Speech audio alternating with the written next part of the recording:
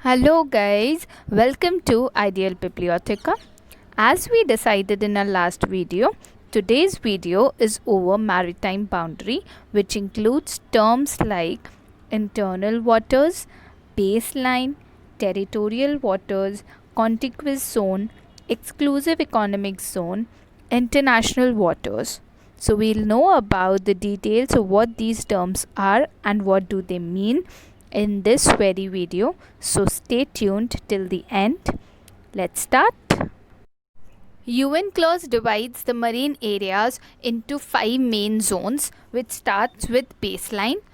So baseline is the low water line along the coast as officially recognized by the coastal states.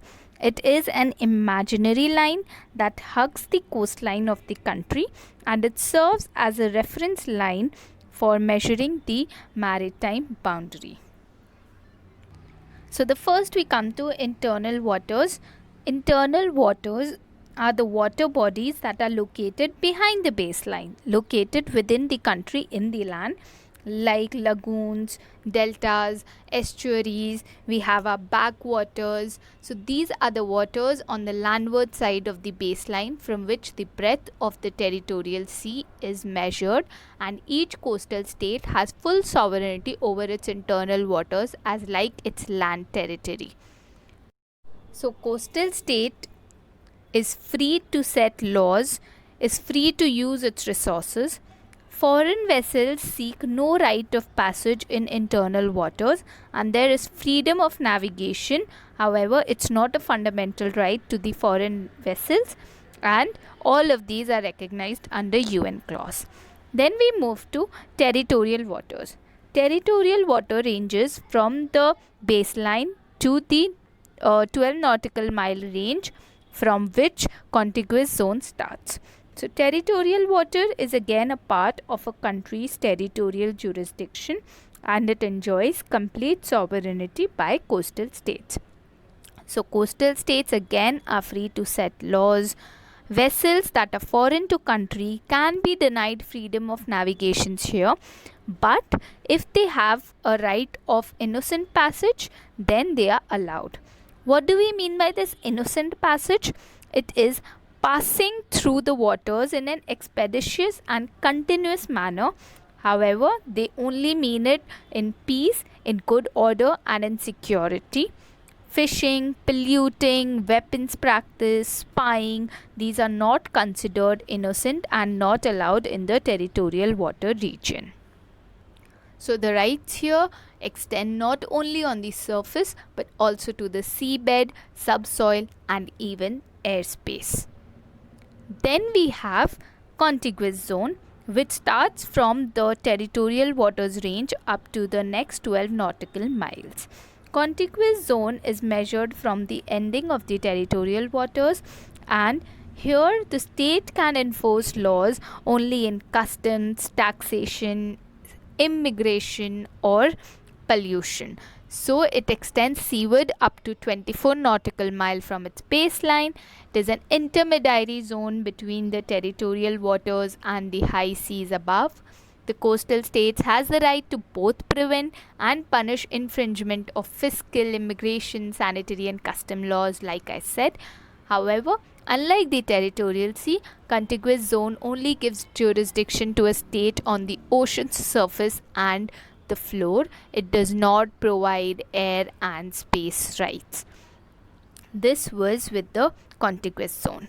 Then we move to exclusive economic zone, which is again measured from the baseline up to the 200 nautical miles.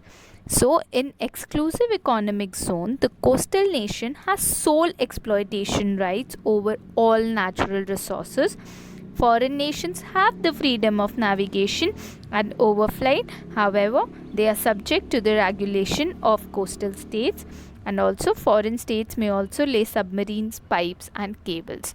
So in short, within this EEZ, a coastal state has sovereign rights for the purpose of exploring, exploiting, conserving, managing natural resources, whether living or non-living, only of the seabed and subsoil.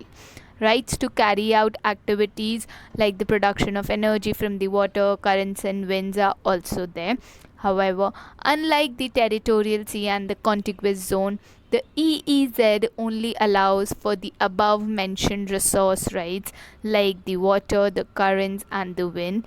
It does not give a coastal state the right to prohibit or limit freedom of navigation or overflight, subject to very limited exceptions. Then we come to the last, being the international waters, the high seas as they call, which is the ocean surface and the water column beyond the EEZ are referred to as the high seas or the international waters.